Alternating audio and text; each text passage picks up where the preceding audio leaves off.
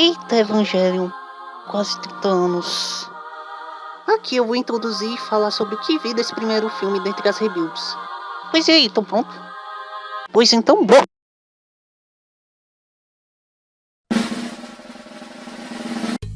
Evangelion 1.11 ou 1.0. Não sei essa diferença, não sei porquê. Eu tinha falado na transição que seria a mesma coisa. E sim, vocês vão entender porquê, que tá assistindo praticamente. Vocês já percebem a diferença na arte, que é atualizada para esse tipo de filme. Por exemplo, Mar Vermelho que nem era vermelho. Vocês verem um filme, a história não é muito diferente, como no primeiro Evangelion. Mas na arte sim, a arte mudou muito. Vocês podem ver até um 3Dzão bem...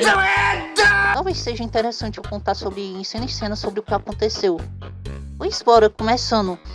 Simplesmente aparece um anjo em Tokyo 3 e as forças armadas fazendo de tudo pra contê-lo. E a luta foi quase isso. Aí aparece Shinji procurando a Misato por algum canto aí, todo perdido. E nem tem celular moderno nesse mundo. E sério, mano, qual é o nome disso aqui? O Erelhão? Que eu não lembro. Se passa em 2015 e nada de WhatsApp, Twitter, Facebook. O ano da tecnologia só pro Eva mesmo. Aí tem um Shinji perdido, já tá lascado porque já tem um anjo invadindo a cidade.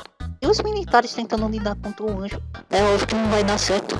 Aí o anjo se cansou dos militares e ativou no clipe. E é incrível que a Misato chega na hora e salva o Shinji pra fugir da cidade. E que se não fosse ela, ele teria levado o gol. Aí o filme acabava mais cedo. Depois deles terem fugido da cidade, os generais ficaram pé da vida e resolveram tacar logo a bomba no anjo. Funcionou? Funcionou é nada. Vocês sabem que o anjo tem aquela habilidade de ter um campo AT.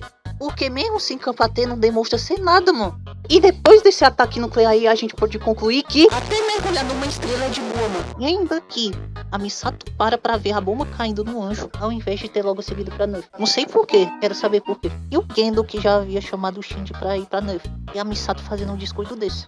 Mesmo que tenham pegado um pouquinho de radiação aí da bomba nuclear, eles conseguem seguir de boa.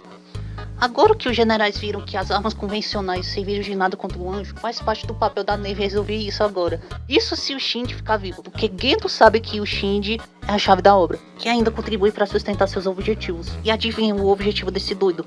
E agora em diante vou pular muitas partes, só para deixar o filme resumidinho assim.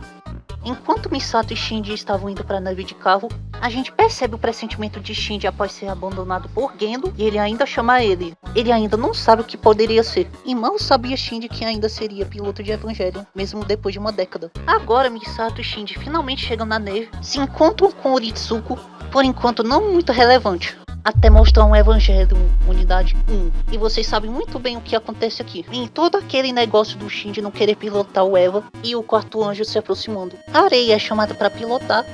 Com certeza não vai funcionar nesse estado assim.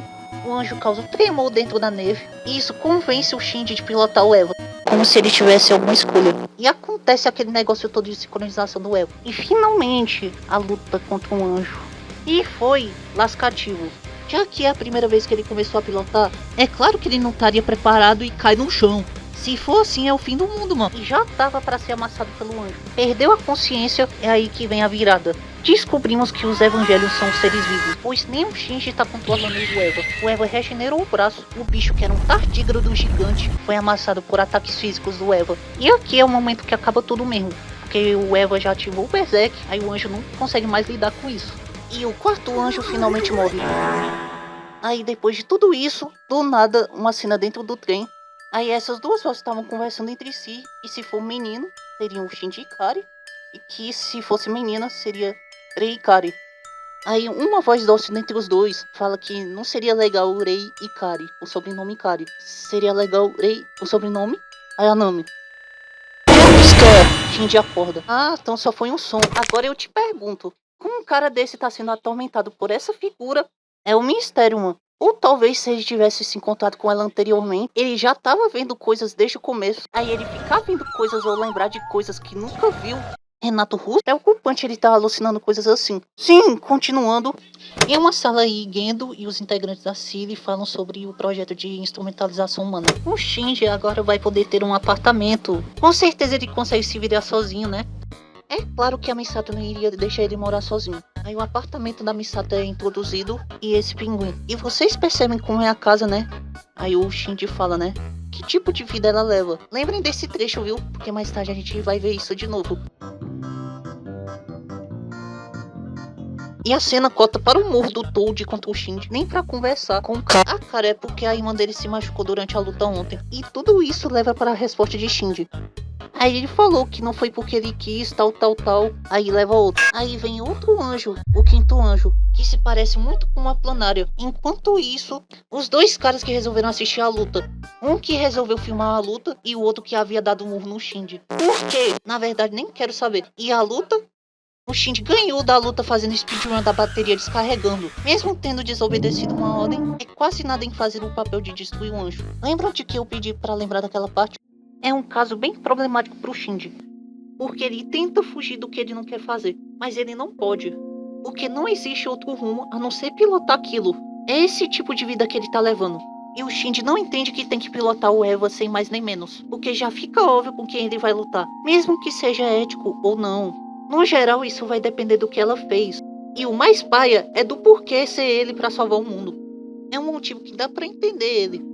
Aí tem aquele dilema que reflete sobre ele. E sim, bora continuar. E é óbvio que o Shinji volta. E sem dúvida pressionado pela neve, né? E aquele negócio todo. Aí temos uma cena entre Gendo e Fuyutsu que de alguma forma conseguiram ter acesso ao roteiro de Evangelion, pois para eles é exatamente como foi esperado para o comportamento de Shinji. E já estavam planejando pro Shinji ter contato com a Arei. Aí beleza, mais um dia normal na escola, tem um murro no Toad. Essa cena aqui mostra que a Arei é mais próxima de Gendo em relação a Shinji. Uma carteira?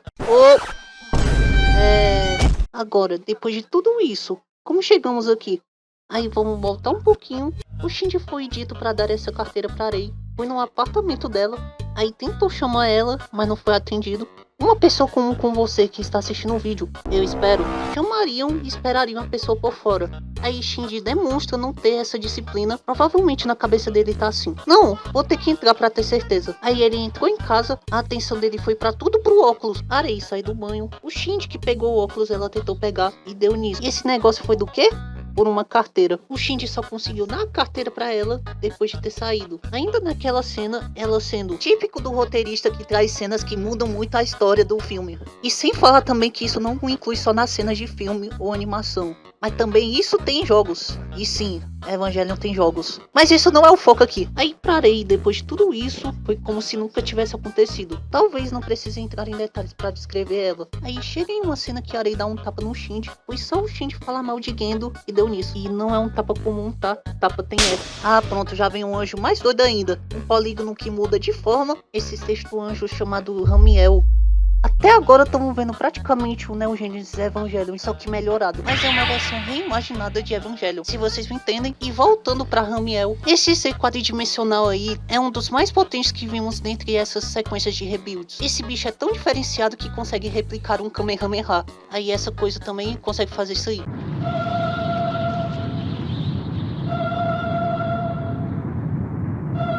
Esse negócio seria no mínimo perturbador, se fosse de verdade. Isso foi quase que Shinji levou só uma, e quase fez todo mundo ir de Fanta. Já que Shinji foi salvo, agora é só questão de tempo pra ele voltar a pilotar, enquanto que o bicho começou a cavar, só por ter derrotado dois anjos sozinho. Isso porque o Shinji é protagonista? De certa forma, sim e não. Por que eu digo isso? Pro Shinji derrotar um anjo, é necessário da ajuda também da Neve, do Comando Central, pra destruir um anjo. E isso salva a humanidade, porque ambos estão dando uma assistência mútua. Agora, com esse anjo aqui, nesse caso, esse anjo não apresenta quase nenhuma vulnerabilidade. Então é completamente inútil tentar atacar esse bicho por meio de ataques físicos externos. Só tem uma forma de destruir esse anjo: pelo núcleo. Em um único momento em que ele está vulnerável é quando está atacando. É aí que vem a Operação Yashima. Eles pegam toda a energia do Japão e as colocam em uma única arma. Agora que o Shinji tá totalmente curado e dessa vez a Arei também vem pra luta. Que negócio acirrado, hein? Mas aí terminou com o anjo morrendo. Aí pronto. Aí aqui vimos também que a cena vai mostrar coisas na lua. Não me responda, mas como é que isso aqui tá na lua? E sabe quem aparece aqui? Nada menos que Cauã Narciso, um cara que acorda na lua. Pode ser alguém importante, hein? E aqui que termina o filme. Até termos chegado ao final do filme. Faltou alguma coisa? Sem dúvida vai faltar alguma coisa que não falei. Tipo, sei lá, como Lilith foi apresentada e outros pequenos detalhes. Pois é isso. Esse foi o resumo que pude e tive vontade de fazer. Você que chegou no final do vídeo e gostou do conteúdo, faz sentido você poder dar um gostei no vídeo. Ainda que eu tentar fazer esse vídeo foi de não sei quantas vezes do Vegas pra Sandy. E sabe como eu fiz esse vídeo? Isso é roteiro escrito. Assim, e só uma coisa. Sabe por que temos anjos em Evangelion? Tá na sua cara a resposta. Porque temos Angel aqui no meio de Evangelho.